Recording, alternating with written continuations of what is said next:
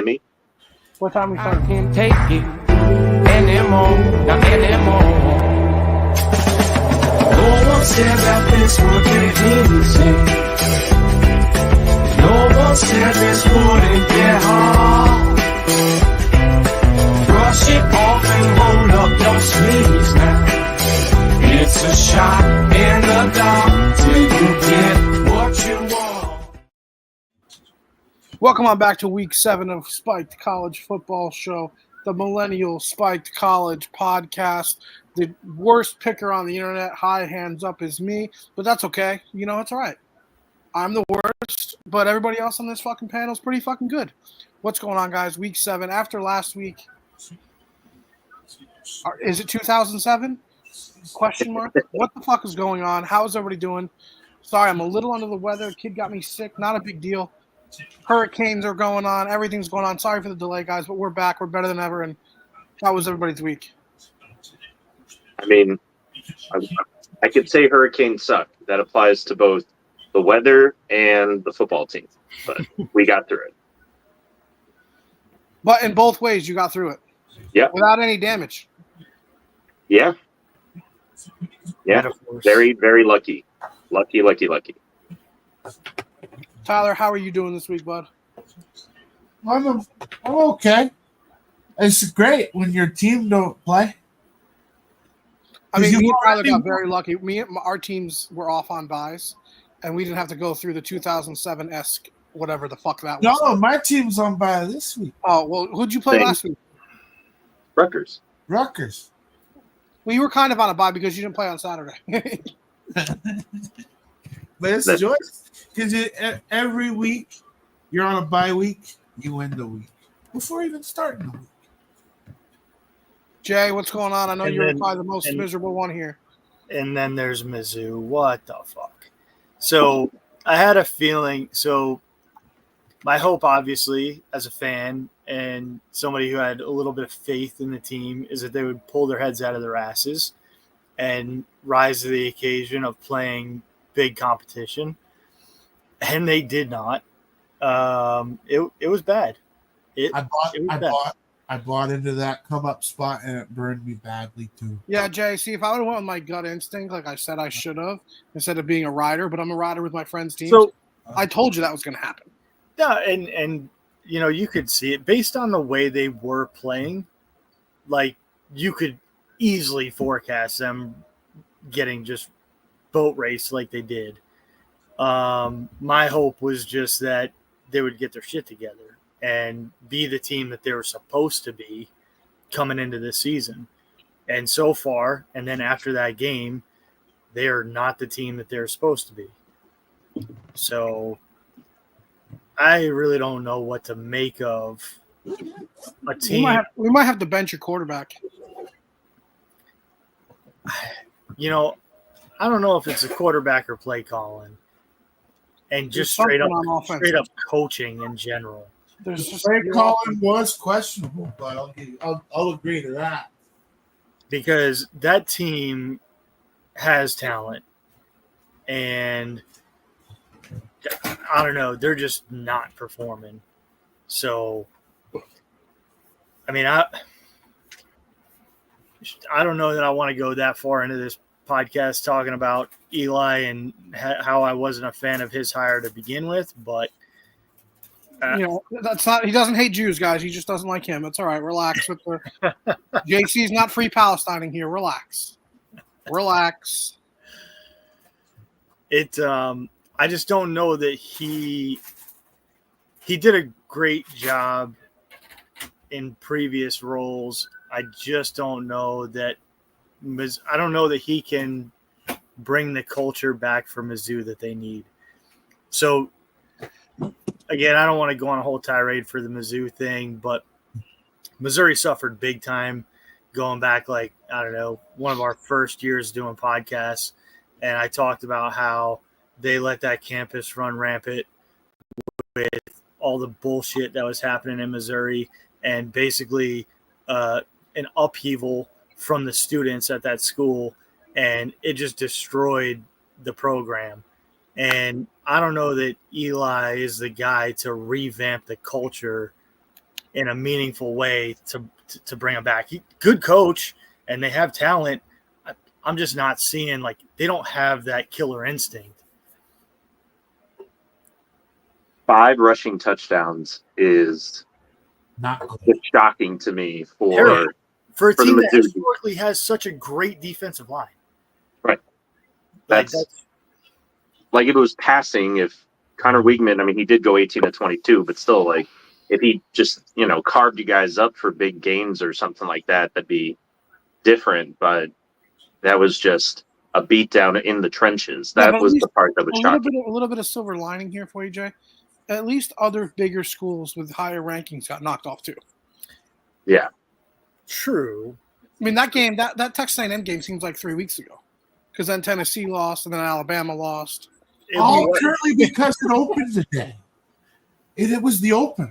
By And now, and now if Oklahoma, it's like weeks ago now. yeah, now if Oklahoma beats Texas, like everybody in the SEC is back on fair playing ground. True. Let's It's not talk going about to happen, but let's talk about that Tennessee game real quick. Did anybody have eyes on it? Anybody watch it? I watched it, but anybody else watch it? It was the freshman quarterback definitely kind of showed himself there. They won with a backup quarterback on the last drive. Yeah. I just Tennessee's offense just seems something like they're not unleashing Nico. Like they're afraid to unleash him. I don't really know what it is. It's you can tell he's it's just I always call it something like the yips, but it's very inconsistent. And I don't know if it's the quarterback or the play calling. I couldn't tell you. Like I'm running a dynasty just to try and understand that offense, and I can't tell you if it's play calling to begin with. So Arkansas put up over 400 yards of total offense, and there were no turnovers on either side, which I just thought was remarkable, right? For how aggressive Tennessee's defense is and just everything else. Arkansas had 23 first downs and 430 total yards of offense. Still only scored 19 points because, again, that's a really good defense, but no mistakes, like no turnovers. I'm not saying that, they did. I don't necessarily think they dominated the game because even with that, like I said, their top rusher had 62 yards rushing, and they like to run the ball. But they adapted and didn't make any mistakes. Taylor Green, who I saw throw some atrocious fucking passes when he started off in the first 4 weeks, didn't throw any interceptions against Tennessee's defense. Like it was like a perfect storm because he's been talented, but he's also thrown some really, really bad passes this year. I mean, he's got 5 touchdown passes and 5 interceptions for the season, didn't throw any, and almost 300 yards against Tennessee. Like that. That game was played. I know there was a lot of yards, but that game was mostly played in between the 30s. Yeah. It was. We'll get down to their 30 and then we'll stall. We'll get down to their 30 and then we'll. Like I said, this whole year, Taylor Green hasn't had a game where he's thrown more touchdowns than picks. And while that's technically true for Tennessee, he only took 1 sack. Every other game, he's taken 3. Every other game this season, Taylor Green's taken 3 sacks. He only took 1 against Tennessee. Tennessee was supposed to be the toughest defense they played so far. It's just he just played like clean. I don't know because I didn't watch the whole game. I could probably go back and look at it. Even without him, they drove down the field with the backup true freshman. Yeah. It was just crazy to see everything aligned for them to do that. Kind of like what happened with Vandy and Alabama in a lot of ways. I disagree with that. Did anybody have eyes on the Vandy Alabama game? Well, they just dominated. I know. Nothing. I don't think that wasn't an upset. That was a beatdown. We're better than you, even though you're better than us. We're going to punch you in the mouth because you're not as tough as us. That was a beatdown. Yeah. That was the offensive defensive line wins the game kind of game. And then let's have a dynamic playmaker running point guard for our offense because that's what he wasn't a quarterback. he was a point guard. He was taking his shots when he needed to, and then he was distributing the ball when he needed to. He was Well, unbelievable. Fabio was unbelievable. Yeah. But that's what I mean. That's like a perfect game for him. You know what I mean? Like earlier in the season, he was really good and dynamic, but he wasn't playing without, again, 0 turnovers for Vandy against Alabama's defense. Like, that's crazy, you know?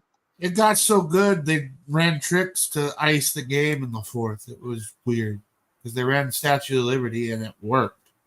Yeah. With ease. Yeah, I mean, just Vandy had 3 penalties for 20 yards for the whole game called on them. And it's not like Alabama got called for a whole bunch like they should have been against Georgia or vice versa for Georgia. It was like 6 penalties for, 57 yards. Like, it wasn't a lot, but just for Vandy to come out and play that clean of a game, they didn't do it earlier this season. You know what I mean? Like, they didn't even do it when they beat Virginia Tech. You know, they played sloppy. So everybody showed up and brought their A game this week. And yeah, And I mean, Vanderbilt's A game is like incredible. Is a top tier SEC team. Like that's They what had it is. They had 42 minutes of possession against Alabama. Yeah, absolutely. That's what they are. It's just that earlier this season, Vanderbilt has not been playing. They're 3-2 for a reason, guys. They don't play clean games. They lost to Georgia State because of stupid things. They should be at least 4-1. You're right. Yeah, but they aren't blew because that game. they aren't. I remember they blew that game late. Yeah, but they had 9 penalties against Georgia State. You know what I mean? They had 3 against fucking Alabama. They didn't have the ball as much as Georgia State when they lost to them. Like, this is the same team, but in one, they didn't play up to their potential at all, and they were messy, and Georgia State burned them. And then against Alabama, like I said, it was the stars aligned, and they were perfect. They did everything they needed to do. 3 penalties for 20 yards is crazy. Guys, do you realize what else is going on in college football right now? That Army and Navy could be playing a useless game at the end of the year. Do you realize that Army and Navy could be playing for a playoff spot in the Army-Navy game? But they're not really because it's already going to be decided in the conference championship game. What is going on in college football this year? The SEC is everyone keeps saying, oh, the SEC was down, the SEC was down. I don't think the SEC is down. I think the SEC has parity. I think every team is here instead of here and here. I was thinking about this the other day. I think, like, we've talked big on doing just a change of the whole landscape of college football, the relegation system, and we've kind of talked sometimes kind of negatively about this NIL stuff. But do we think this NIL stuff has actually created this new environment where we see the parity? I mean, is this actually making teams more closely matched? I think it's fantastic. I think it's exactly what it's doing because there's no more depth. It's your guys that would be your backups are going to go start. They could be your starters at Alabama, but no, they're going to go start the backups at Alabama. They're going to go start for South Carolina, Kentucky, Vanderbilt, SMU. You know what I mean? They're all going to – Reagan, trickle-down economics. It's trickle-down college football. So while I hate that for so many reasons, it is somewhat true because it's not just about going to start. It's starting so you get good NIL deals. You can't get good NIL deals as a backup. If people don't know who you are, you don't get looks from the businesses or whoever, they're not going to pay a bunch of money out of pocket for a backup, at least not yet. Maybe after this season, the collectives are going to start shelling out just to have people stay. But I don't think that's going to be a long-term solution for those collectives to try and hoard talent as much as possible by just paying everyone to be a water boy. I think that the parity has to happen because there are too many programs who can give you something for your time if you're a starter.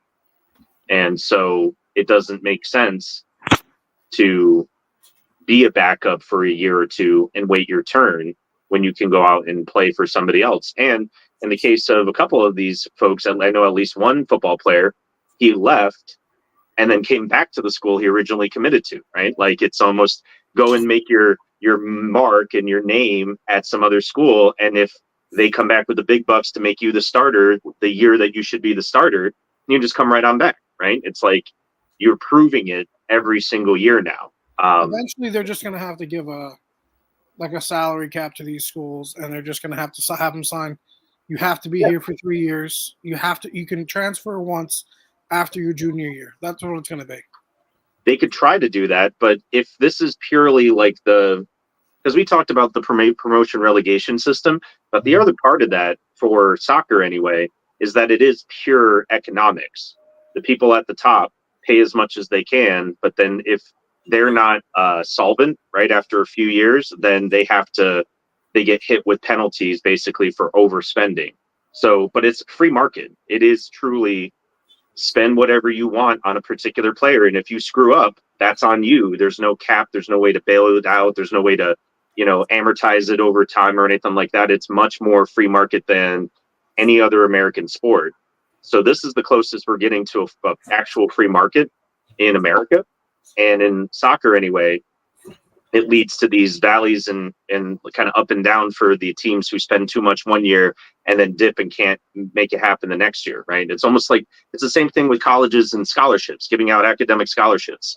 The same shit happens. If you don't have enough money the next year because you overdid it the year before, you get hammered. I mean, my law school got hammered because they didn't have enough money to give out in scholarships. So we went from 20-something to like 40, 50th.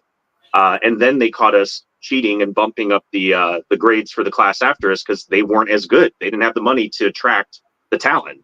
So I think it's going to be the same thing, at least initially. And if the Supreme Court allows these kind of like 3-year, you only get one transfer sort of bullshit contracts to kind of rein it in, which I don't think they will, because that's not what they said when they beat down on the NCAA for being basically a monopoly this whole time.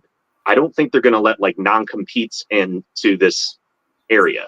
I think they're going to let the kids make as much money as they can, because why the fuck not?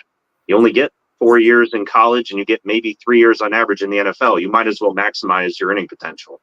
So it's only if the Supreme Court lets the colleges get away with this shit, which they might, but so far anyway, I think it's going to be like 5 years before we actually hit that point. So it's going to be fun until then. We're going to have parity from now until, like I said, there's probably going to be like 2 major conferences in all football by that point. So all eat each other. So it should be exciting. We also got news this week that essentially the Big Ten and SEC are unified on things going forward. There you go. So it looks when they said that, I was like, oh, here comes. That's going to be the tier league. It's going to be the SEC and the Big Ten, and then that's just what's going to happen. They're going to eventually do it. Yeah, they just have to send. We have a golden ticket every year to be part of the Big Ten SEC. We'll give it to the top team in the ACC and poach them. Maybe the Pac-12, whatever exists at that time. Top 2 of the ACC, top 2 of the Big Ten, the bottom tier of the 4 least teams in the SEC and the Big Ten will just get bounced out. They should do that, yeah.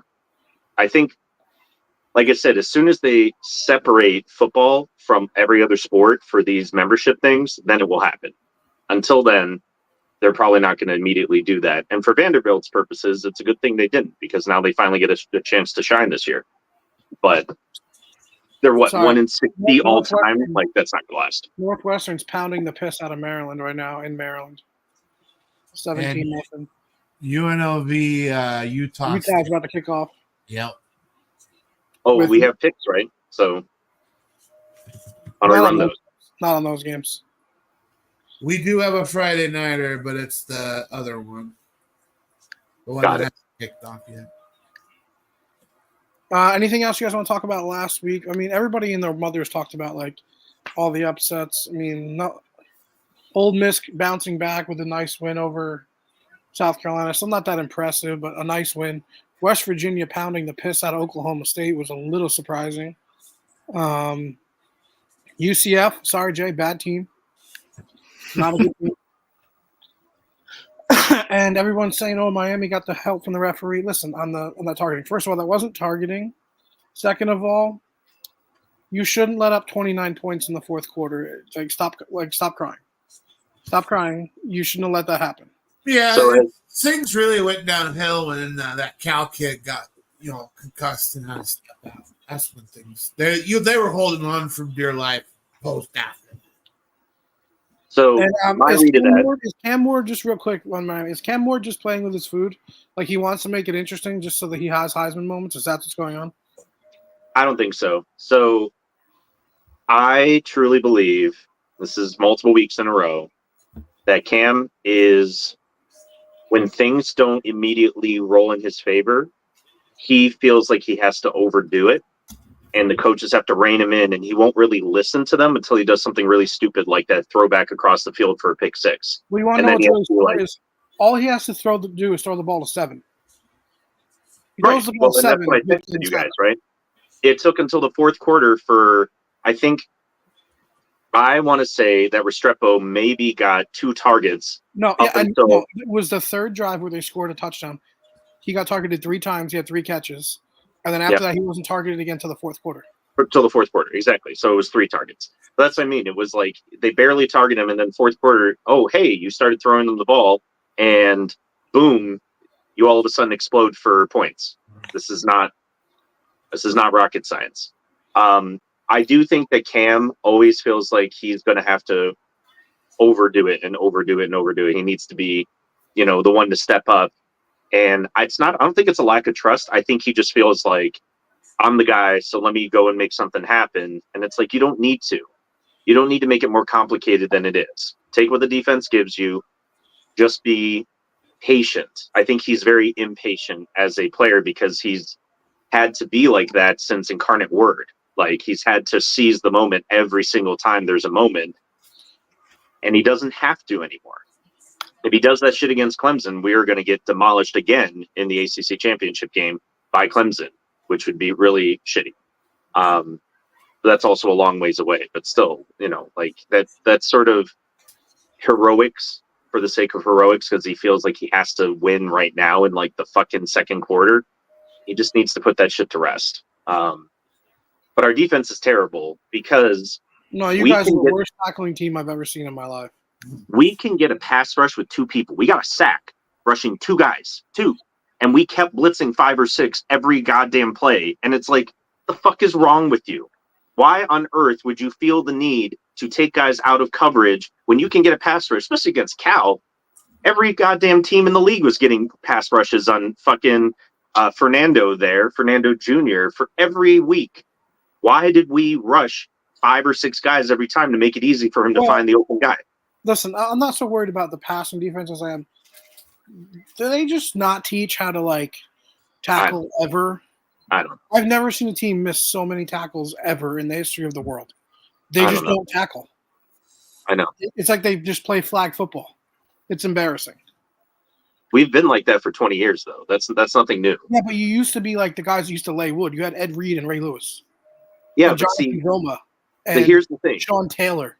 You guys all were of those guys, but all of those guys were not fucking form tackling. They were hitting guys extremely hard with prejudice. Yeah, but that's what these guys are trying to do now in an era when you can't do that without getting called for targeting. Not Vilma. Vilma was a great. Vilma was a fantastic tackler. Sure, but the last guy I heard that we had was our fucking white middle linebacker, McCarthy, back when I was a freshman. The only one who could actually fucking tackle. In 20 years watching this team, we've only had 1 or 2. I've never seen a team not wrap up as much. It was. Yeah, ever. It's always been a thing. We're better at game tackling now than we've ever been, which is we know that none of you can fucking tackle on your own. Everybody go to the ball no matter what. If you think he has them, he doesn't. Go fucking help. That's the only thing that injury has fixed. USC is trash. We will no longer be picking USC ever again. Except this week. Thank you for one of the win, because I knew that was gonna inevitably happen. Tyler, do you have the sheets pulled up? You want to move over to? We'll be going over to the picks, guys. Real quick, while Tyler's bringing up a little commercial break. Spiked College Football Show on TikTok. Go check it out. I have lots of plays every week. I'm throwing up TikToks every week during the college games. I'm on social the whole time on Spiked College Football, Spiked CFB 88 on TikTok, on Twitter, and Spiked _college_football on Instagram. We have a bunch of clips of all the games and everything. You can check it out. We'll probably be live at some point during this week's games, I'm sure, because these games this week are ridiculous. So we'll be live, I'm sure. I have nothing going on this weekend, so wait, is tomorrow Saturday? Yep. Shit, we'll be live tomorrow. Sorry, we're all thrown off because my parents and the hurricane, Rob and the hurricane, everything was all fucked up this week. So come join us tomorrow for the live streams. And Tyler, take away the games. Go over the percentages and shit first. I know. All right. In reference to what Johnny B was knacking at in the beginning, the three of us finished the week 13-8, and Johnny B went 10 for 11. Me and Rob sit atop of the clubhouse at 64%, 79 and 45. JC is 68-40 with 59. Ooh. And Johnny B is at 68 and 56 for 55%. Whew. But I'm giving you guys a plus. running Every away time with on it. TikTok, I'm winning money. On TikTok, go follow us on the lives, guys, because my live betting is unbelievable. I can't pick for shit. Hands up, right here. See, hands up. Me admitting I suck at picking games right now. But when I see these, when I watch the games, I pick the winners and we hit big pluses. That's all I'm going to say. Did you live bet Miami? Because I don't know what that looked like. Rob, I made $380 on Miami. I had them at plus 900. I had them at plus 900 when they were down 25. I'm like, no, they're coming back. I put 15 on Cal because I got it at plus And 300, and I put like $35 on them, and I hit $380. until I Venmoed Anna, and she goes, "Why did you Venmo me? Where did you get us?" I'm like, "Well, I was up till 3 a.m. And that's probably why I'm sick because I stayed up all week because we won $380 because Miami decided to come back, which I knew they would." I knew they were going to make it close, but Jesus. Anyway, is there any game we want to start with? Or There's lots of good games on this week. Let's just go through okay, your best judgment. Pick the Friday one since it's going to start in a bit. yeah, number 16 Utah, 5.5 point favorite at Arizona State. I'm taking Arizona State. Give me Levitt. Utah away from home. Cam Rising's playing. He'll probably be hurt in the third drive. He'll be out. Give me Levitt and the Sun Devils. Your second. All right, I'll go. Yeah. I sent my picks to Johnny when I thought I wasn't going to be able to do this because of the hurricane. I didn't have power till this morning. And I put Arizona State because why not? Okay. Straight analysis. That's great analysis. I love that. Tickets are fairly low, $33. Actually, that's actually higher than average for games this week. They're either like several $100s or like $10 across the board. So 33 is actually pretty good. So should be a decently packed stadium for Utah to come to town. Arizona State because Cam Rising's going to end up in a nursing home before he makes it to the NFL. So Arizona State. Tyler's going to ride with Utah. Fuck yeah! Did you watch Isaac Wilson last week having 4 picks? No. Yeah, but his name is no, I can't ever pick a Wilson. Oh, by the way, guys, just real quick, we won't have any interruptions. The Mets are in the NLCS.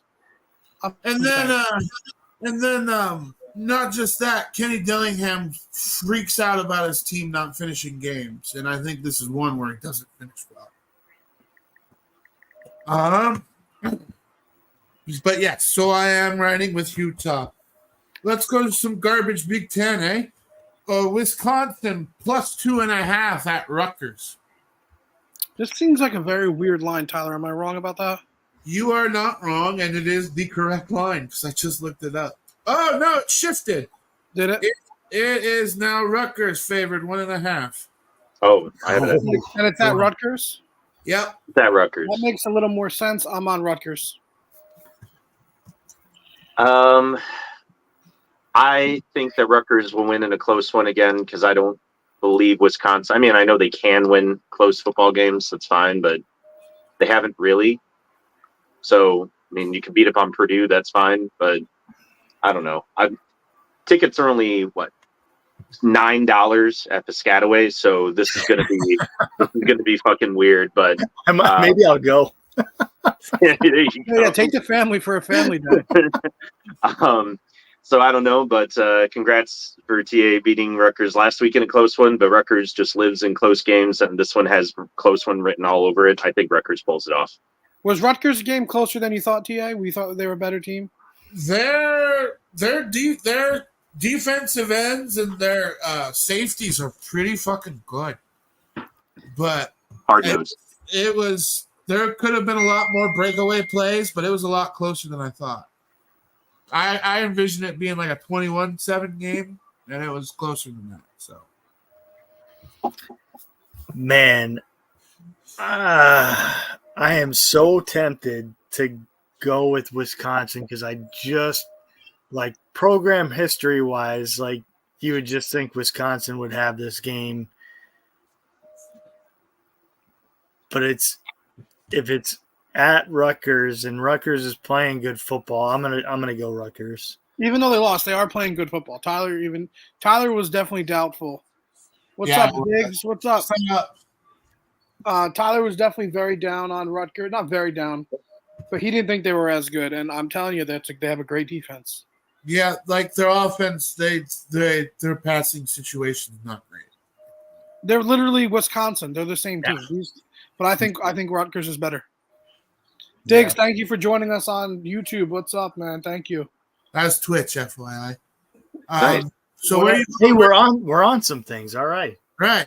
Where you going Wisconsin or you going Rutgers? He's I'm going gonna Rutgers. go Rutgers. I'm gonna go Rutgers. Jay, what are you drinking? Jay, what are you drinking? No free ads, but what are you drinking? It's hunting season, and there's a particular. Is that Bush can? Beverage. Is that Bush Light? Of course, it is. Let me all right, show it. It's the Bush Light. I want to see the hunting version. Let me see it. I fucking love the hunt. I love it. Oh, it's black and white, like almost. Last year they did this in an orange. It was orange, right? They should have stayed with that. Real quick, did anybody slay anything yet? Just No. your brother on the dose? Yep. No, Oh, I'm yeah. talking about Jay, you only got the dose so far. No big bucks, right? Those no big bucks. We're going after one tomorrow. Okay. Well, we moved from trash Big Ten. We're gonna go trash ACC. Louisville -7.5 at Virginia. The middle of the ACC is so hard. It's Like I at Virginia Tech. It's at Virginia. This is Not Virginia. Virginia Tech, Virginia. Virginia. Who, by the way, if they win this game, they're like 5-1. They're 4-1 right now. Yeah. Yeah. I'm gonna go with.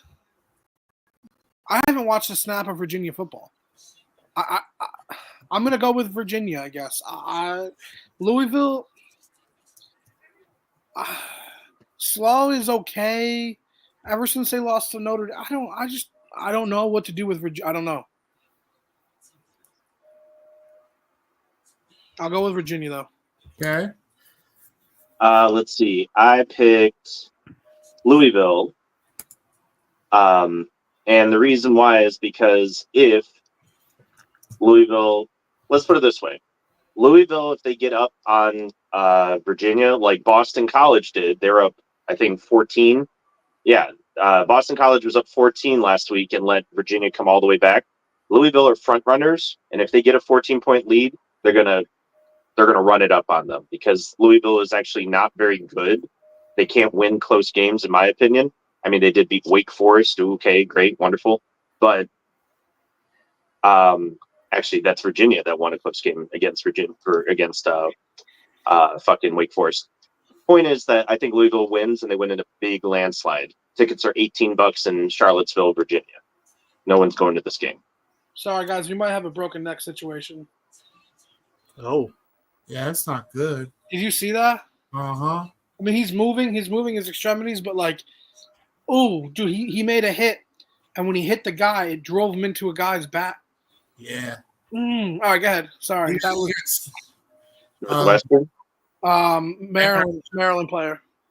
I'm gonna go Virginia just because Louisville just isn't performing well. He's I getting think ugly. I think Louisville's gonna play.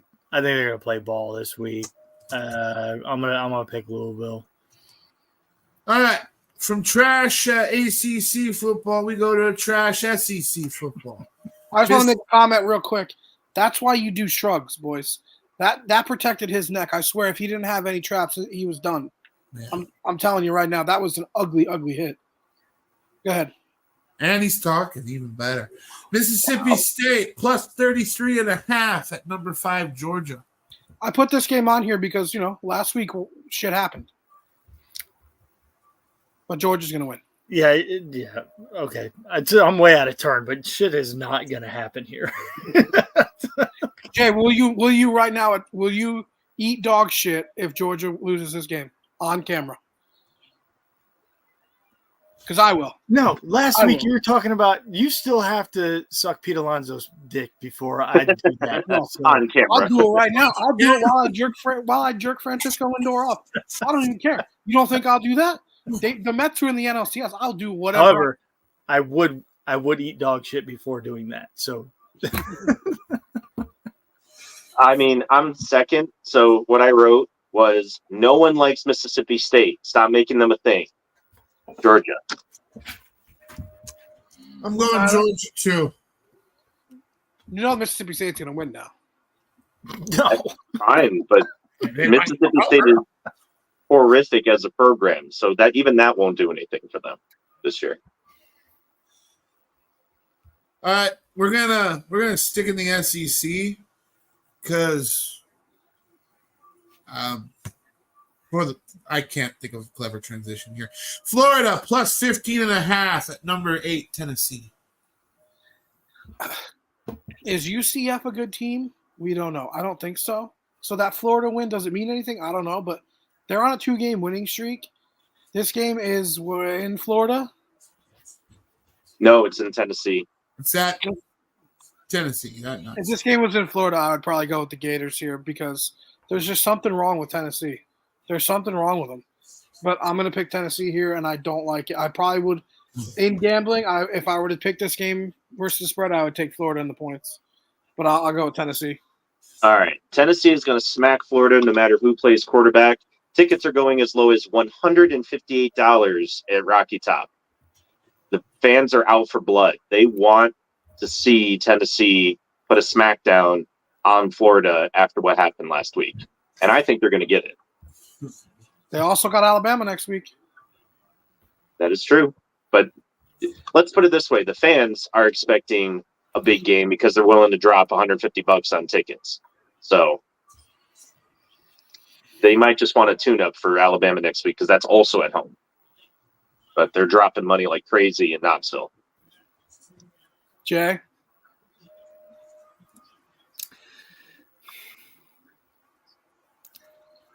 I feel a certain way about Josh Heupel.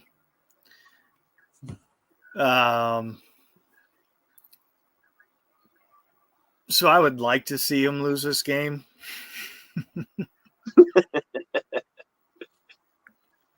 But I can put that aside because I do feel like Tennessee is moving in the right direction. I think they're still going to win this football game. If this game was in Florida, I would be picking the Gators. It could be different if it was in the swamp. I think that's reasonable, but it's not. The spread would probably be like the spread would probably only be like 7.5 if it was in Florida. Right. Agreed. $158 tickets. So I think this is the game kind of where Tennessee kind of irons out its issues and figures it out and wins. All right. Let's go. Close game. No, close game. These are all bangers of games. We'll go Washington plus 2.5 at Iowa. Ooh, I mean, Iowa just didn't show up for me last week. I did say it's either going to be a blowout or a close. I would not want to be an Iowa fan because, like, they're literally the Steelers without the championships. Like, they're always going to be, like, in the playoffs. You know, like the Steelers are always in the playoffs. Where they're always going to be 8-4 and they're going to make a bowl game and they're going to win it. Dude, they wish they were freaking. But they're never ever going to win a championship ever in the history of ever. They're just not going to win. Dude, they wish they were Mike Tomlin, like non-losing season fucking playoff contenders. I'm going to take Washington. I am going to take Iowa because Washington's fucking kicker cannot hit the broadside of a barn. The man, I put a lot of faith in him. He went 2 for 4 last week. 2 for 4. After he felt that he lost the game the week before to Rutgers by going 2 for 4. Like, come on, man. If this is the week that he vindicates himself and beats Iowa in Iowa, fantastic. That'll be great for him. He has been really not good the whole year, and they made him a captain and everything. I have no faith in They him. would have even beaten Wash. They could be undefeated if the kicker was any good. But that's what I'm saying. Like that's what I'm saying. So I just don't have any faith in their kicker, and I think this game will absolutely come down to a field goal or two that gets missed. And it might be on Iowa's side too. Don't get me wrong. It's just Washington. I literally put my thing out there last week and said he's going to be the difference. Blah blah blah. He went 2 for 4. He's just not consistent. So Iowa's going to win. These are two teams that I can't figure out who the hell they are this year. Iowa has scored points this year. And then last week they didn't. Washington has lost games that they should have won and then won games that they probably should have lost.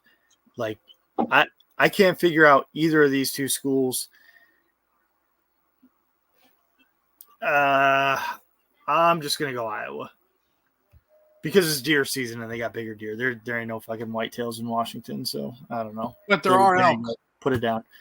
They have and moose, like mule deer, blacktail deer, grizzly bear. It's like yeah, grizzly bear. Not really. There's grizzly bear. Like maybe a handful. I'd really have to. Tyler, who you got? You're the Big Ten expert. Is it stupid that I have an affinity that an ex-Pac-12 team is going to take it to the woodshed and hopefully count on a Big Ten team? That does kind of make sense. I'm going to lean the Pac-12 side. I'm going Washington. Like, the kicker's got to figure it out at some fucking point. You would think that should have been last week. You're telling me at that, excuse my language, at that liberal-ass college in Washington, there's no fucking liberal-ass hippie soccer player that can't kick a field goal they can't find? Come on, everybody kicking hacky sacks in fucking Washington, nobody kick a field goal? They found a kid at Cal on College game day he kicked one. Yeah, like get the kid from game day. Just give him a scholarship. What are we doing? In Converse, right? I think he hit that 33-yarder in Converse. They were in fucking Vans. Vans, that's what they were. I'm sorry. Vans. My bad. Yeah, no, the place kicker for Washington has literally missed at 20-something, 30-something, 40-something, and he's 0 for 2 from 50-something. He can hit extra points. That's a liberal-ass college where you know there's hacky sack. There's got to be somebody that can kick a fucking field goal. There has to be. I'm staking my claim at some point they'll figure it out. Anyway, how bad is Alabama, the number 7 team in the nation, going to clap back against South Carolina, 21.5 underdog? Got to feel bad for South Carolina this week. Go ahead, JB. What do you got? I don't know if I want to. South Carolina, kind of really good in the trenches. But they're going to get punked. So Alabama big. I don't see South Carolina scoring 40 points against Alabama. I just don't see it. I mean, they put 50 up against Akron, so that's good. But I don't think that, even the LSU game, they put up 33, should have been more, whatever. Alabama's defense is better than LSU's defense, and Alabama's offense is going to score points against South Carolina. It's just going to happen. So I just think that it's not a matter of like getting destroyed by Alabama. It's that South Carolina is not going to be able to keep up with Alabama. And I don't know if it's going to be 21 points. That seems like a lot, but I just don't think South Carolina is going to be able to match the output of Alabama, especially with something to prove. Now, I will say Pickett are super low. But UNLV is so much fun to watch. Yes. I'm sorry. Williams is so much fun. They're already up 7-0 in their drive. They scored 1.5 minutes into the game. They're so good. He's so much fun to watch. Sorry. Yeah. I knew the kid was going to be great. We literally had a whole hour-long conversation, me and TA. Anyway, so tickets are as low as $26 at Brian Denny. So I don't know what to make of that. I just think that it's even after the loss last week. I just think Alabama fans They're are not like, losing at home. we're not losing at home to South Carolina because I don't think South Carolina can score enough points to keep up. That's my point.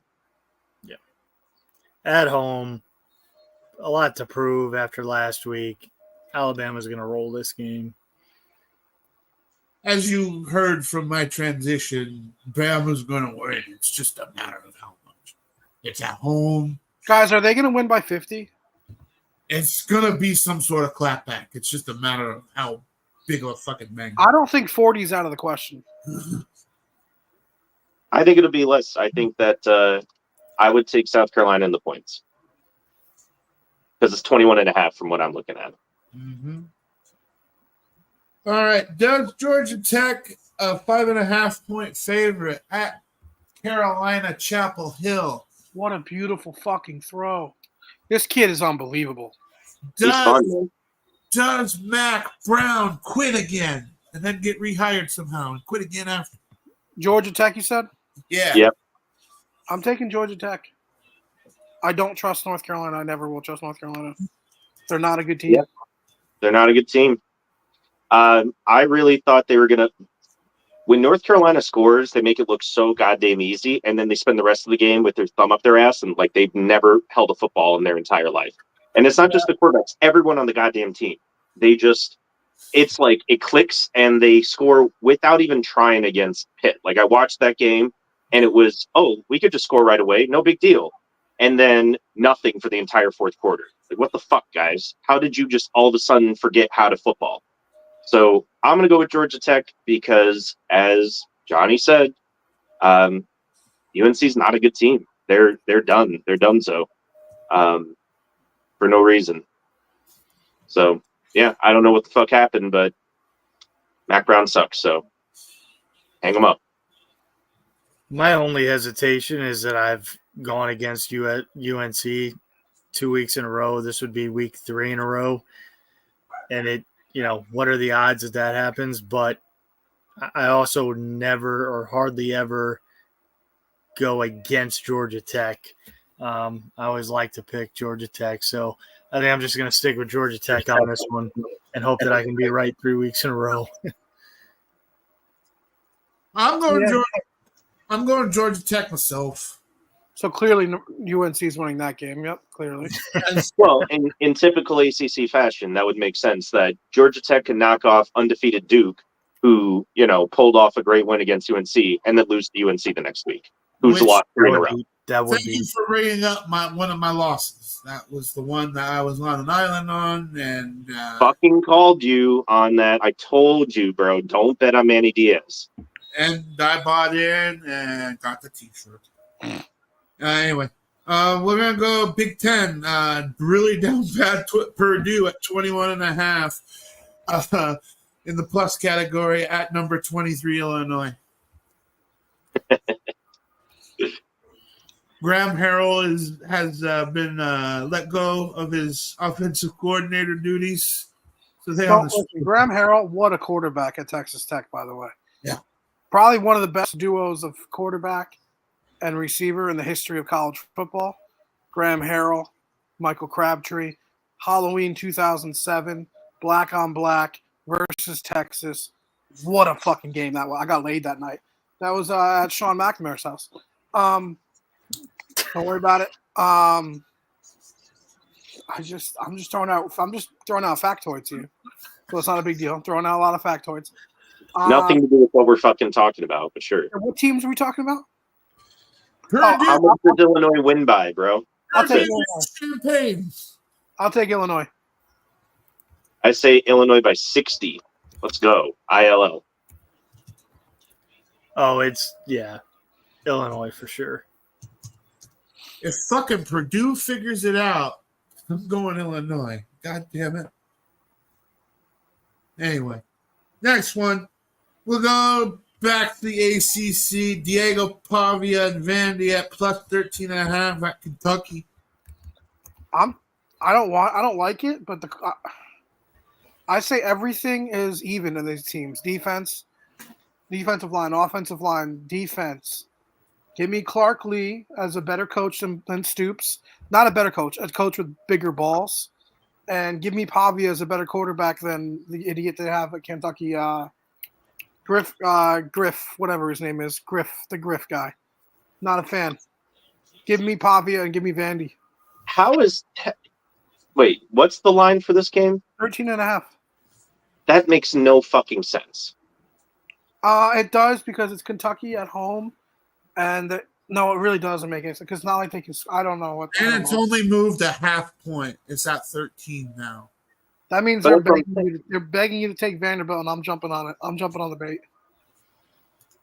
Oh man, because see, my read of this game is that Kentucky will win in a letdown spot for Vandy after the huge upset last week, but it'll be like 10-7. You know what I mean? It'll be I like don't think Pavia has a letdown in him. I'm not talking about Pavia himself because again, Vanderbilt has let us down this year. They have let us down. So maybe it's not that. I mean, I don't know. I just see Kentucky's defense stalling them out. Maybe not because of Pavia himself, but just in general. But 13 is insane. It makes no fucking sense. They might only score 21 points this entire game. The over-under is 46.5. That's why. Which is, well, like I said, I was counting like a 10-7. If Kentucky wins, it's like 10-7. But tickets are as low as $38 at Kroger Field in Lexington. No one's even really buying for this game. I don't know. I'll go with Vanderbilt. I don't like it, but I can't trust Kentucky, so I'll go with Vanderbilt. I'll switch up my pick. Yeah, the inconsistency with Kentucky makes this hard. They played Georgia close, beat Ole Miss. They lost to South Carolina. Yeah, but look at all the games, Jay. They don't score more than 17 points. Yeah, I mean, that's I just wonder if the Vandy win last week, if they got too much of a hangover. Fuck it. I'll go Kentucky just to be a little different. Contrarian. I'm gonna ride with you in Brock Vandagriff. Why do I always want to go ER instead of A? In Brock Vandagriff, we trust. So I'm going Kentucky with you, Jay. All right. So now we're on to the fun one. Two of my favorite teams in all of college football. Boise State minus 20.5 at Hawaii. This is such good football. This is a lot of travel. This is a 6-hour flight, but I like Boise State here. Ashton, so I said, let's see, my notes here. Boise State wins by 56, one for each rushing touchdown by King Henry Jr. Ashton Jainty. I like that nickname. Well, and here's the thing. Boise State is used to traveling out to Hawaii. This is not a new thing. This is not an unusual trip for them. They do this. This is a conference game for them. Yes, it is. Yes, and it's been a conference game. It's not like Miami, we got to play Cal this year or whatever the fuck. Like this has been a thing that they're very used to. I don't see Ashton there having any issues. I have a question. Traveling, and they're definitely going to feed him. How does the equipment truck get over to Hawaii? Anyway, Boise State. That's a question. How does it get over to Hawaii? It gets planed over. Everything gets loaded into a plane. Just asking. Like Argo? Yeah. Yeah. Was it Tickets as low as $50, so people are coming out for this game for Hawaii. But there's not a lot of people who can actually fit into the stadium. So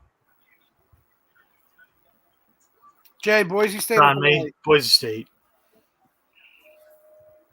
Tyler, you're going to pick against your boy? It's so hard because it's, two of my favorite Mountain West teams. but we got to rock. Fucking orange and blue for this one, Boise State. Those are beautiful New York Knicks shoes. I love them. I got called a Florida Gator at work. I thought it was funny. Ooh. And I was rocking them with my Edmonton shirt because hockey opened for us Wednesday.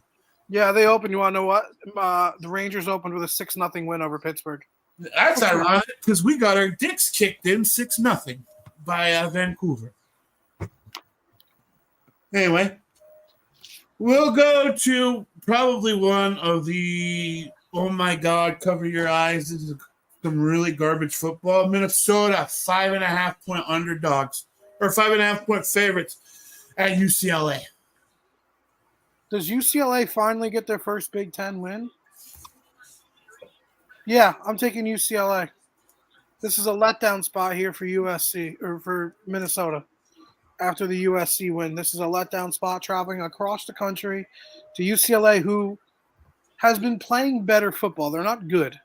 They've been playing better. They gave a good fight last week. Give me UCLA. I'm going to go with Minnesota, but who knows? Both of these teams are kind of a roller coaster week to week. I mean, UCLA is not a roller coaster; they're just bad, right? They're 1-4. Their one win is over Hawaii, 16-13, right? Over But too. yeah, but at the same time, the quality of their play from week to week really fluctuates for both of these teams. So I could see Johnny's pick on this, but I'm going to go with Minnesota. Also, the line, the over-under on this is 39.5. That's insanely low to me. That's insanely low to me. I think it'll be a much higher scoring affair, but I think Minnesota's the one that's going to come out of it. Yeah, I'm riding Minnesota on this one. Tyler? TJ Fleck really would like, I think he's got this game along with the USC game to have the boys pinned up, because that way you can say you own Los Angeles or some shit like that. But he's not going to own Los Angeles. I'm going UCLA. Fair enough. At least it's a 2-2 split.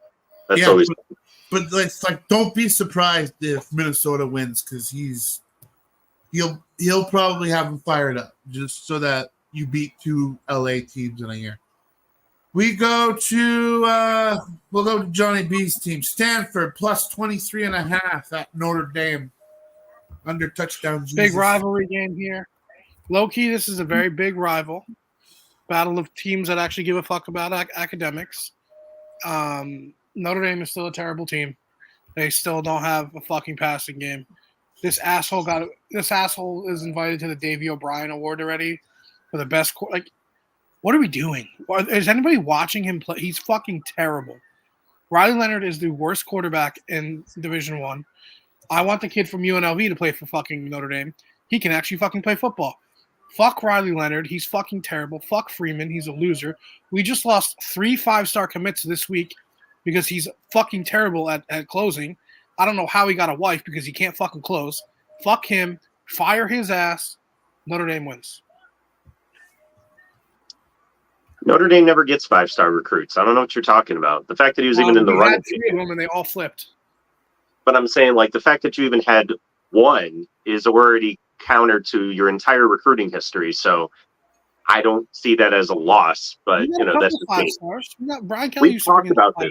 Notre Dame never gets 5 stars. Like, that's like they get like 25 4-stars, and that's it.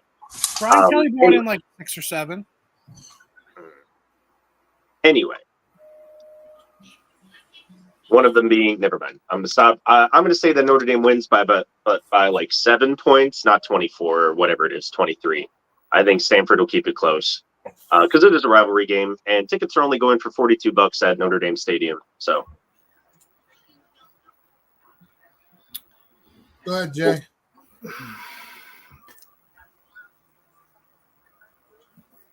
Yeah, Notre Dame. I was gonna reach a little bit. I was thinking about there's just nothing that's convincing enough to it's Notre Dame. Yeah, Stanford v. Virginia Tech last week was not good. I really hope that Notre Dame loses this game and they fire Freeman. you're gonna have to have Cincinnati or Stanford play perfect football in order for that to happen. Jesus Christ, they're bad. Which they don't do, but Yeah. they're fun. They're fun to watch. Like very methodical sort of football. Jay and Kayla win this tonight? Sore subject. Let's not go there. Okay, sorry. I'm just trying to show some support. My bad. Had to ask an hour in, huh? Kayla, run those motherfuckers. Anyway, go ahead.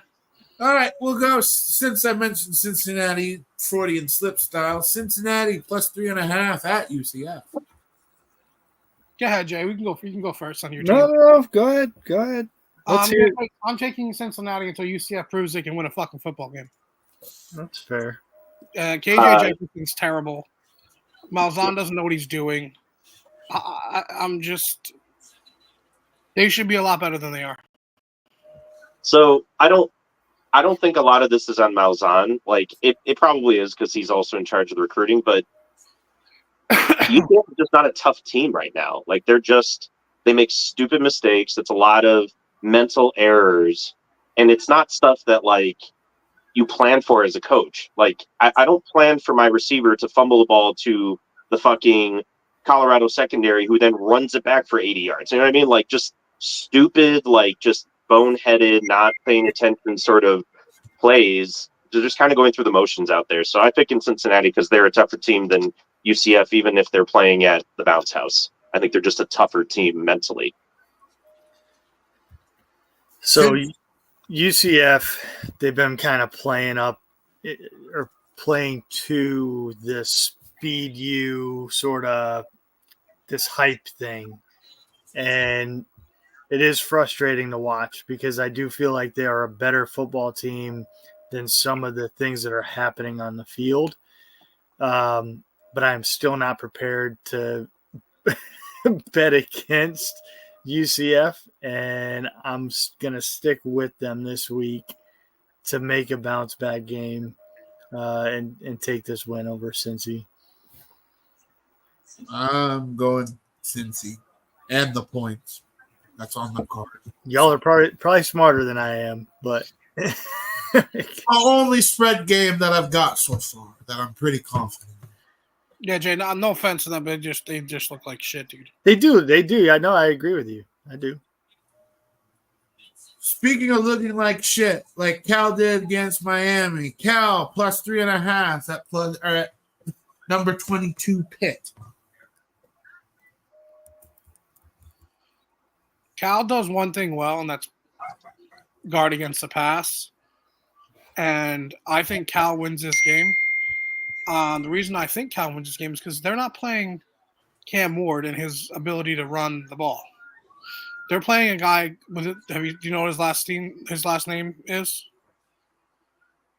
It's like Steen or Stein, which means he can't run.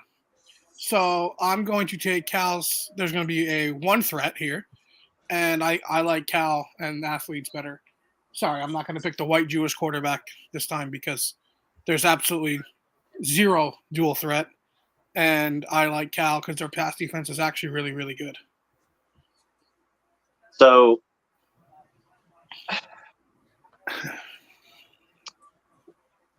based on last week, Cal has all the tools to wipe Pitt off the map in this game, right? The Pitt has home field advantage, and they have confidence because they're undefeated, and Cal has neither of those things.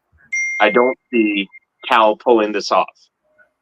Based off of last week, Cal has all the tools and all of the talent to really stick it to Pitt. And I agree with you, Johnny, that they're going to make Pitt very one-dimensional, et cetera, et cetera.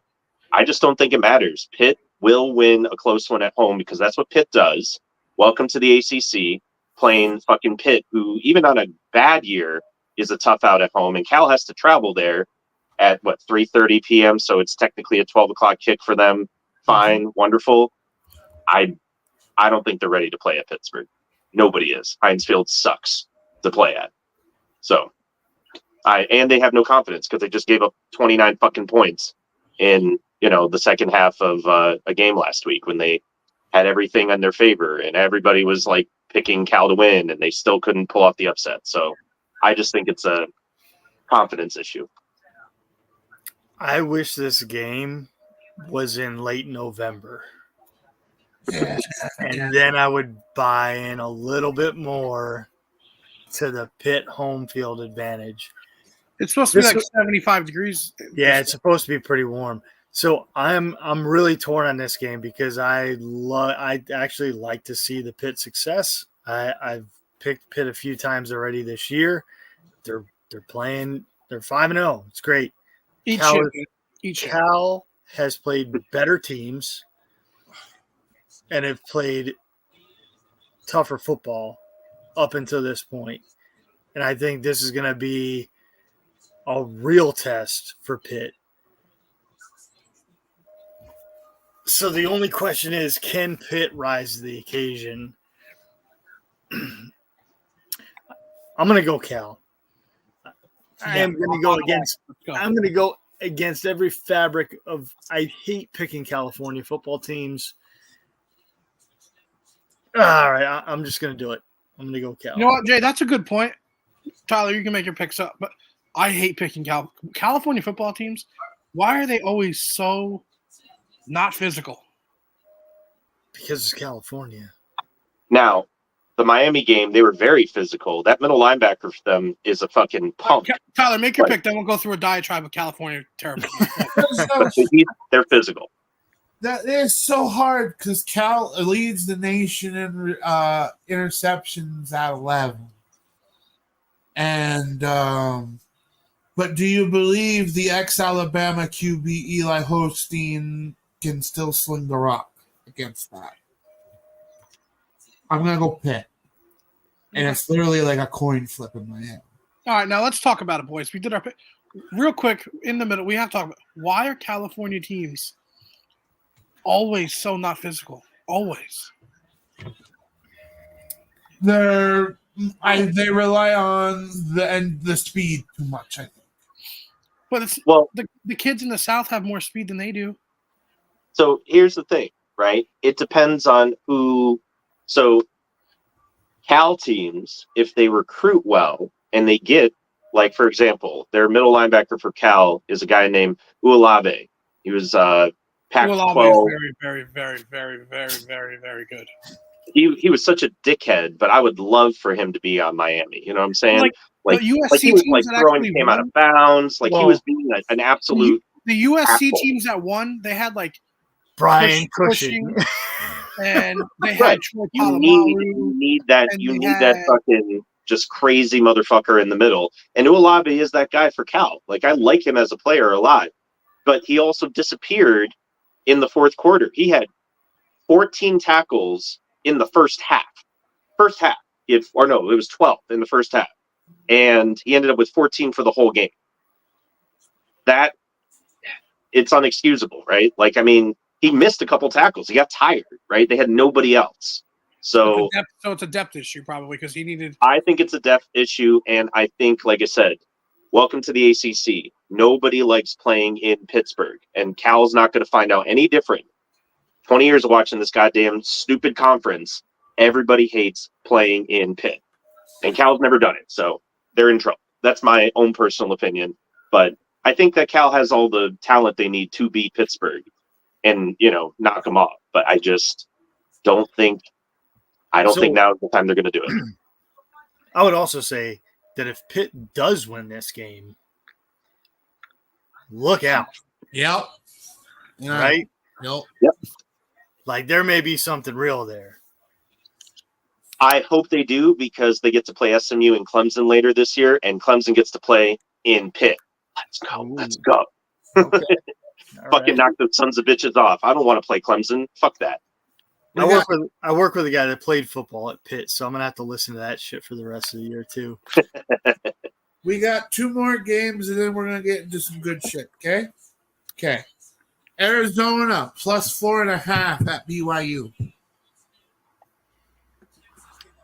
Trying to get Johnny, what do you got? For the first time all year, I'll be taking the Mormons.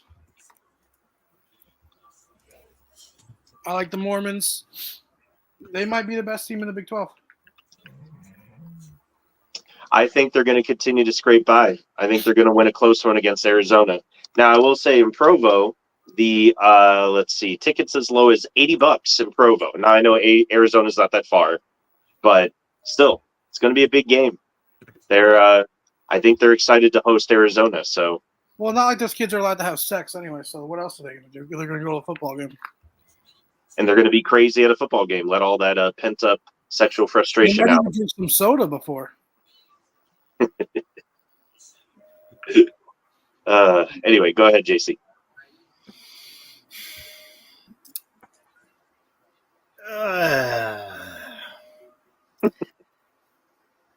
So Jay, if the game was in Arizona, I'd let you pick Arizona, but it's not. no, I just and I've picked against BYU this year. I've done nothing but pick I against know. BYU, and I've lost every time. So that's kind of where I'm at. Is like I think I probably ought to just reverse course here and go ahead and pick them so I can get a win. All right, I'll go BYU. Tyler, you've been the BYU guy this year. Yeah, I'm fucking. The only thing I have real reservations about it's a 4 p.m. game. It's not middle of the night for both of their teams. Well, those kids aren't going to have nearly enough caffeine yet because they only have about 1 or 2 sodas in them. They might not be ready. Arizona plays well in the 9:30 slate along with BYU, but I'm still going to go with BYU, even though it's a 4 o'clock game. Anyway, last game before we get into some good shit. Where was it? Iowa State -2.5 at West Virginia. Guys, this is a big matchup for – listen, I know West Virginia doesn't play well against – like I said last week, they Anyone. don't play well against non-con, but when they play conference games, they decide to whip some ass. You don't just come into Morgantown and win. Morgantown is a very hard place to play. It's a very hard day of traveling. I love. Not like love. Been on Iowa State all year. Love them. Love Becht. I love Chad Green and West Virginia here. I think they dominate in this game, and I think that they will become in first place in the Big 12 conference after this game. So,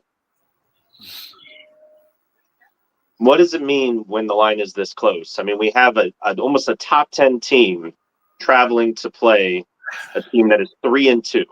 It means And that they the line- don't believe that Iowa State is really a top 10 team, and they think that they're probably a top 20 team, and they know that West Virginia is a hard place to play, and they know that the West Virginia doesn't play good against non-conference, but they do play really good in conference, and they don't lose a lot of conference games at home. Tickets are as low as $54, which again is higher than average for this week. I don't know. I personally, we were saying how Iowa State deserved to be number 10, right? They got to number 11, and now everybody's saying that they don't deserve to be at number 10. It doesn't make any sense to me. I feel like Iowa State's going to win by 30. I will say next week, everything you just said, Johnny, is going to definitely apply when Kansas State comes to play in West Virginia. I think that all of those things will apply, and I think that West Virginia will dominate Kansas State, but I think that they will not be able to pull it off against Becht and Iowa State this week. See, I kind of almost feel the opposite. I think Iowa State's going to have a harder time. If you look at Iowa State's wins this year, they're 5-0, but like you can really only look at 3 of those games. And aside from Baylor, like I'm not that convinced. I mean, winning in Iowa is pretty hard. Especially when your One. coach can't fucking beat Iowa. Yes, that's very hard.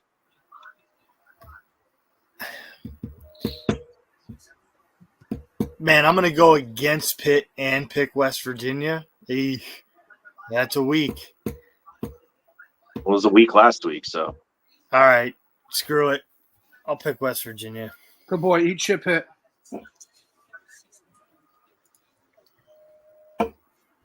So we're all on WVU? No, Tyler, I'm thinking Iowa State. Cool. I'm not alone. Fuck yeah. All right, cool. Iowa State. I'm not nervous no more. All right, cool. Well, we just literally said this is a top 10 team. Now we're saying they're not a top 10 team. Like that makes no fucking sense. I'm drinking Either the they are or they aren't. I think they are. Yeah, I think they are too. So that got to stick with your guns. That's my. I think they win by 30. Honestly, I'm telling you right now, West Virginia wins this game. I think West Virginia crushes Kansas State next week for all the reasons you just said because they have the same setup. Going to be playing in conference. Blah blah blah blah blah blah blah. It's exactly what's going to happen. In Kansas State are, as Tyler says, frauds. But Iowa State's the real deal. Tyler, your next game.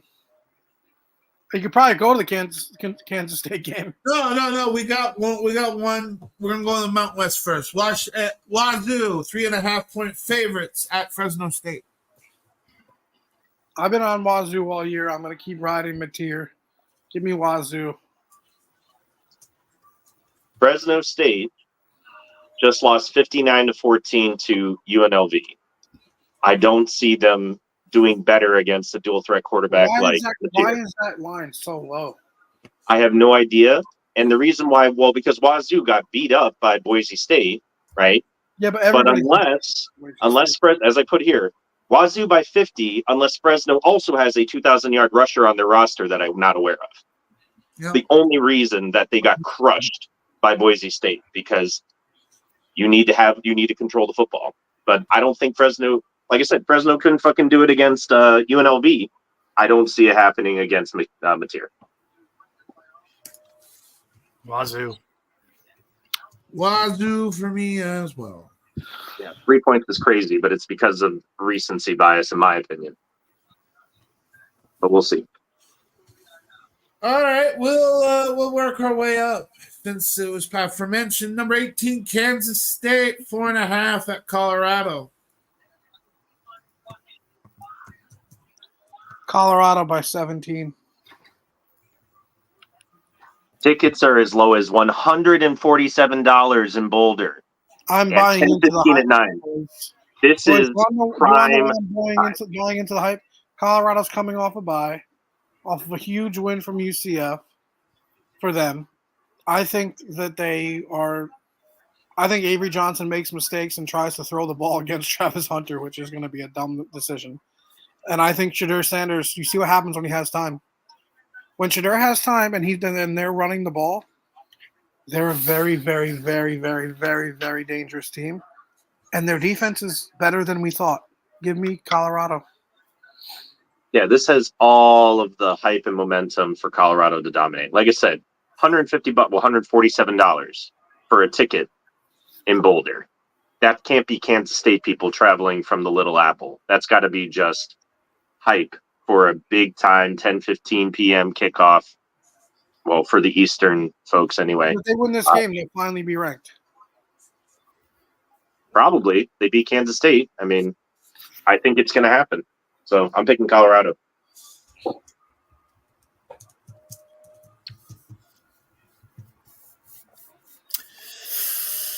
Oh, by the way, Dylan, the running back from Kansas State, he was on Colorado last year, Edwards, and he transferred out of Colorado to Kansas because he didn't like Deion. So this is a little bit of a rival game here for him. He fills in at most though. He's only had 29 carries all year. Okay, just a thought. No, yeah, that's fair. But he's not the starter. Man, go ahead. Dude, Avery, this is going to be like the BYU game, K-State BYU game from earlier. Avery Johnson's going to throw a bunch of picks by the third quarter to Travis Hunter and get sacked for that backup. I'm going Colorado. And Kansas State are fraud. Like I said. JC, you want to send on that island? Man, I really I'm going to throw everything else to the side. I'm just going to go Colorado. I'm going to throw everything to the wind. I'm going to go Colorado. All right, we are 4 games left, and I think these next two, I think are playoff eliminator type games here. Okay.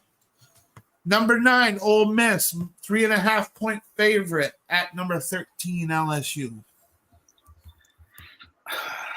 What time's the game? 7:30. 7:30. It's the late ABC game. I can't go first. I have to. This is LSU at night. Colin Baton Rouge playing. The Tigers, the Bayou. They got all day to drink. They got all day to get. Their defense is fucking terrible. This might be a 48-51 game. Give me the Tigers. I get it. I totally get it. Makes total sense to me. I am picking Ole Miss. I think Ole Miss this is a great matchup for them coming off of because these teams both don't play defense. No defense whatsoever. LSU has only played 1.5 good teams this year, and they should have lost to both of them.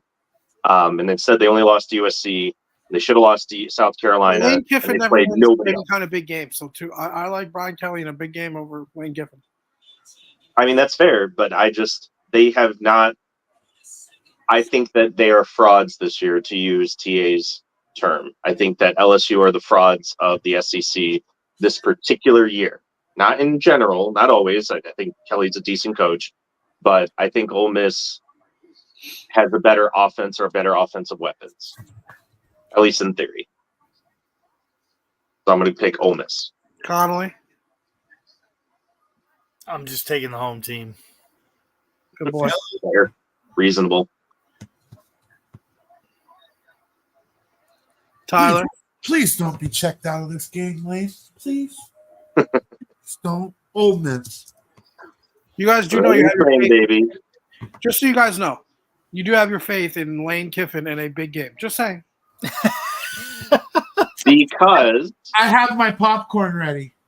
LSU has proven to be shit at any, even like decently sized big game this year. I'll give you that.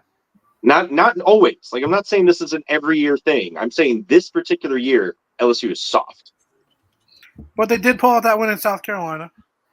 With the help of the referees Well, all telling day, you. every day. I'm just telling you what happened. That's fair. But South Carolina is not a good team. They've proven it. Next game. Listen, if South Carolina beats Alabama, fine. All bets are off. Number 4, Penn State, a 4.5-point favorite at USC. Why is this only 4.5?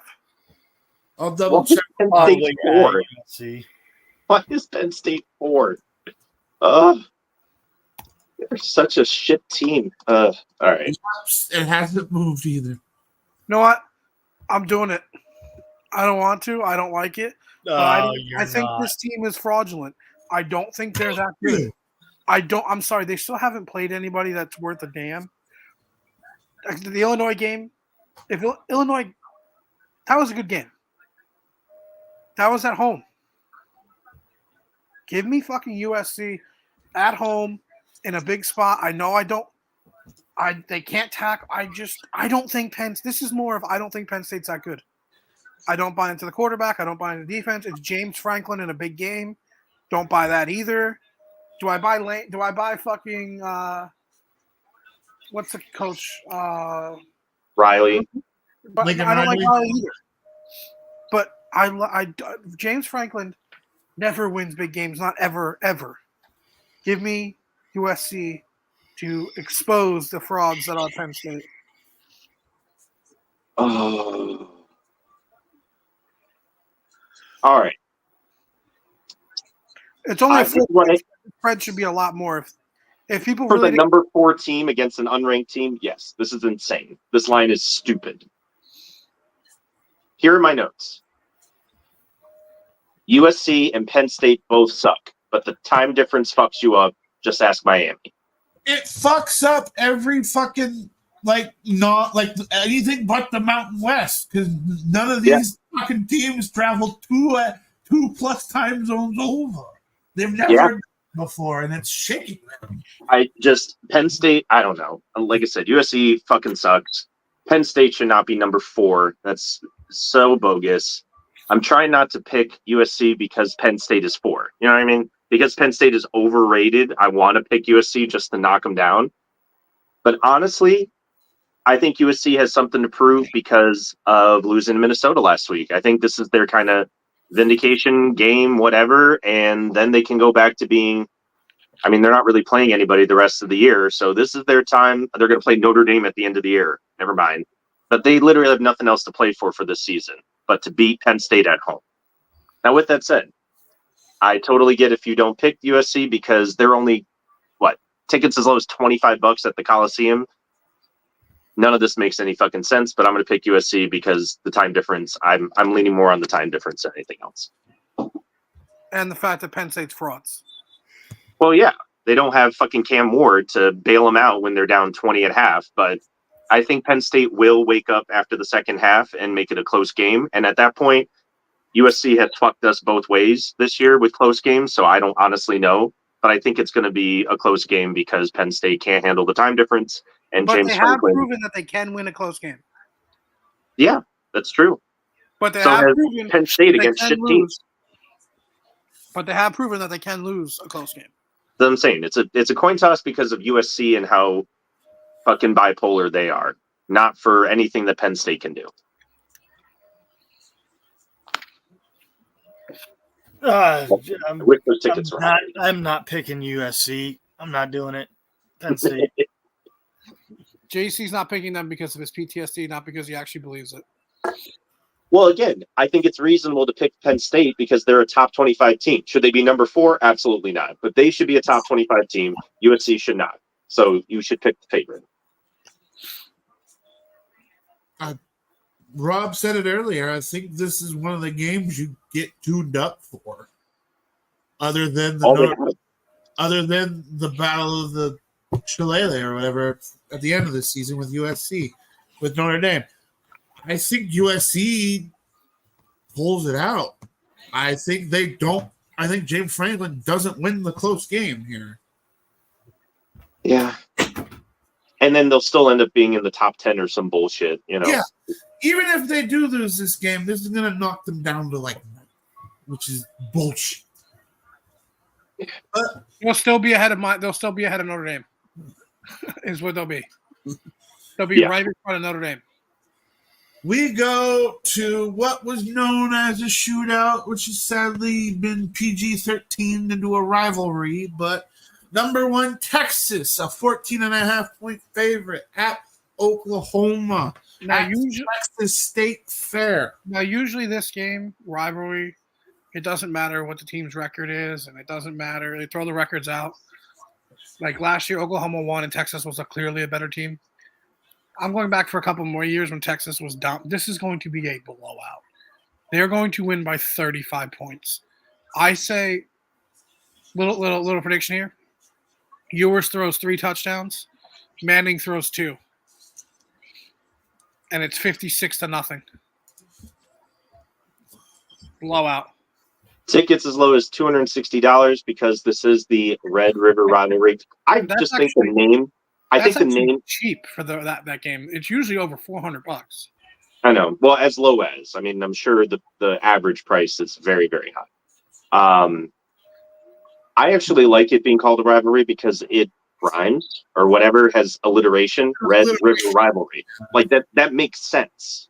I don't know why you trust Oklahoma and Texas to call it a shootout just because they wanted to call it a shootout, even though it had nothing to do with the Red River. Anyway. No, I put here that Texas is going to win because Oklahoma won't get 3 pick sixes to keep up with Quinn Ewers. It's the only way they beat Auburn last week. Go ahead, Jay. Take your bow. Oh, you already know who I'm picking. Texas, man. Texas. Yeah. If there's one thing this season I can truly have faith in.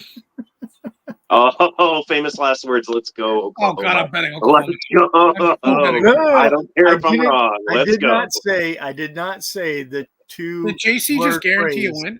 I did not say the I two think word he just phrase. did. Did he just guarantee a win? I might bet a stupid amount of money on OU now. Anyway, to the biggest game of the week. Sorry, Red River Shootout. You PG-13'd your shit. You got knocked down a peg. Number 2, Ohio State, 3.5-point favorite in Autzen at Oregon. I'm not going first because I want to hear some people talk. Fuck Ohio State. Let's go, Oregon. Dylan Gabriel, come on. Show out, kid. Rob, Tickets as low as $192 at the zoo, just to be expected. Mm-hmm. I don't think that Oregon is a particularly strong team. However, I also don't think that Ohio time State zone, time is a zone, particularly strong team. and time zones. Time zones, and time zones. And it'll be what, a 10 o'clock, 11 o'clock kickoff their time because it's like an 8 o'clock game. Yeah. It's like a 9:30 kick. 7:30 is the actual kickoff, but that's going to be later for anyway. Oh, I said even though they're not great, Oregon's not great, Ohio State will not survive the zoo. Let's go Ducks. Tyler. The time difference combined with Autzen is a hard as fuck place to play. And it materializes in winning percentage because they both eclipse. I tweeted this. It both eclipses Alabama, Georgia, and Clemson. But What eclipses? Like their win percentage at Autzen? yep. Got it. That's a pretty good stat. It's a very good stat. I love that stat. But Jeremiah Smith does unreal shit. But also Dylan Gabriel has like the highest completion percentage in all of the FCS. I'm going Oregon because the stats say to. All right. But- Well, thank you guys for all the information. I need to make my way back up the point leaderboard here, and I think they ride Travion Henderson, and I think they ride Will Howard in an option game. I think it's going to be a lot of QB run, a lot of option, a lot of 3rd and 3s. Keep them in 3rd and 3s, because you're right. It's very hard to play in Autzen. I think Ohio State comes away with the win, and I'm riding Ohio State. Defense travels. They have a good defense. Running game travels. Give the ball to Travion. But the point is, the defense hasn't traveled in all of Power 5, Power 4 football. That stat would normally be true, but you're going 2+ time zone. I agree, but I need to make up points too. So I'm also trying to think of that. But I think Ohio State pulls this off. Yeah, unfortunately, it's definitely possible. But Ohio State has traveled to Akron, Western Michigan, Marshall, Michigan State, and Iowa. And actually, 4 of those games were at home. They've traveled to Michigan State so far this year. 4 out of 5 games are at home. They've stayed in the Ohio River Valley the whole time, basically. So while I 100% agree with you, Johnny, and that should be the way they do it, maybe Ryan Day is a good coach. I don't know. I don't buy it. So don't like. I think Oregon's coach is better. I think Lanning is a better coach than Ryan Day. But I just can't. I couldn't believe 4 out of 5 first games were at home. They always watch their schedule. That's always their schedule. I know, and then they have 4 more home They games. played Notre Dame. They played Notre Dame and Notre Dame, and then they played the next 4 games were all in Ohio. I'm just saying, like, they had 4 out of 5 home games for the first few weeks, and then it's away, home, away, home, away, home, and home. So they're playing 8 games at home this year. And like 9 games in Ohio. Yeah. That's usually what they do. Yeah, Is that the they last have game, 4 Tyler? 4 away games this year, this entire year. So real quick before we go, is that the best game of the year? Is that going to be the best matchup of the year, or is it still the Georgia-Alabama game? I think we're in for a thriller. I don't think it eclipses Georgia-Alabama, though. I think this week, I hate to say it, I think this week's going to be super fucking boring. Like, all the games are going to be letdowns because of how fucking insane last week was. Like, there is so much hype for this week. There's no way they're going to be able to top it. Last week, no drama whatsoever. Expected. Tons of drama happened. I don't think we can handle it as fucking college Real quick, football. before we go, out of all the games played this week, what game do you think hits overtime? Oh, I think it's Colorado. Kansas State is going to be the game that could hit overtime. That It's or the West Virginia Iowa State game. I think you're missing a sleeper that's going to an Ole Miss and LSU. Okay. If I'm gonna pick one, I'm gonna pick the Pitt Cal game. That's a good one too. I think Yeah. all those teams are pretty good. I think they all should go to overtime. The Colorado game has to go to overtime, right? Like, again, that's I what think I happens can every see that fucking time happening. Colorado plays. I think it's happening. I think Colorado Kansas State is going to overtime. I just think that's what Colorado does. Colorado. I'm going to pick Washington and Iowa. Washington and Iowa is going to go to overtime. 10-10. I can see that. Dude, All right, I guys, can see that game freaking go like when they go into the OT and like they do the kick for the one, them not opting. They both go for the 2-pointers and make it. All because the kicking game's that bad. Here we go, guys. That is our Spike College Football Week 7 show. Those are all of our picks. Come hang out with us tomorrow. Rob's probably doing something. JC's definitely hunting. I will be live streaming tomorrow. Tyler will be with me. We'll be live streaming. Guys, hop in if you want. Spike College Football Show, or Spike College Football on TikTok, Spike_college_football on Instagram, Spike College Football on Twitch, and Spike CFB88 on Twitter. Come hang out with us. The 1 week we had over 100 of you guys watching at once, which was pretty fucking cool. Make sure to join the Twitch though, so you can fucking talk to us and run your mouth about how ugly I am and how bad our picks are. I will be hitting another plus 900 like I did last week, because that's what I do. I will also be taking. I'm gonna start a new thing, guys. All the picks that I have that I made, I'm gonna put in a parlay, and I'm gonna see if I can go 21-0 and win $30,000. It'll be pretty funny to see what it is. It's probably like plus 400,000. How cool would that be? I'm gonna do it. One of these days we're gonna hit. I might actually pick all of our picks and take each of our picks and do a parlay for each 10, like JC's, Tyler's, Rob's, mine. Throw $10 on each one, see which one hits. See, we never go 100% in a week though. No. Yeah, but JC's been real close, and I think Tyler's been real close. I've 3 losses each. Yep. Which is still pretty fucking impressive. Oh my god. All right, guys, as always, we do one thing, and that's we keep it spiked.